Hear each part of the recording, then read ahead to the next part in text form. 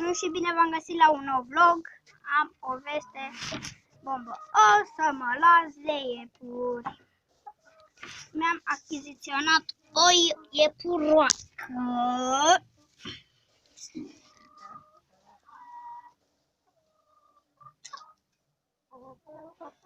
Uitați-vă.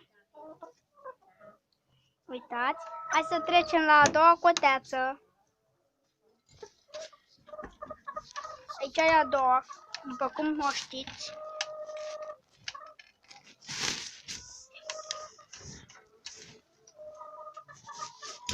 Un mascul, tot de vânzare. Aici iar un mascul. Și aici am o pereche de vrăjori.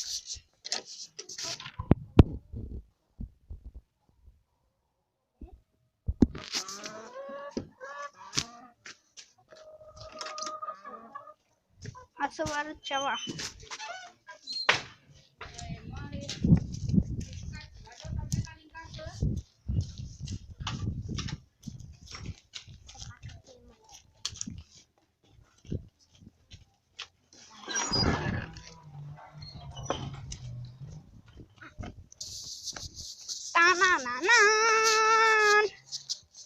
Uitați ce avem acolo!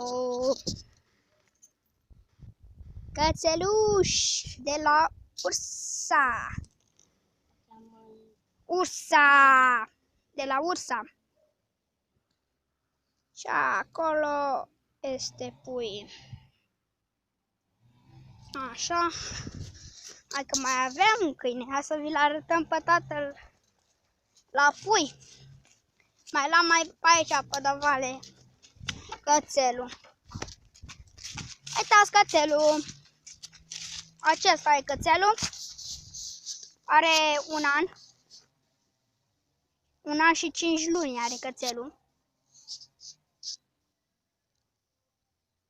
Vedeți? I-am pus ciucure.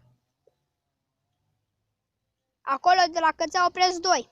Îi pun numele Bobo și Gruia. Deci mă, uite. Fraților, dacă observați, mie mi-a rupt 7 curele. Și acum i-am băgat pe un cauciuc, un lanț, o carabină și... Uite, vedeți acolo, așa. Acolo așa este cauciucul cu lanț. Vedeți? Uite, da? Nu uitați să vă abonați, să dați un like, un subscribe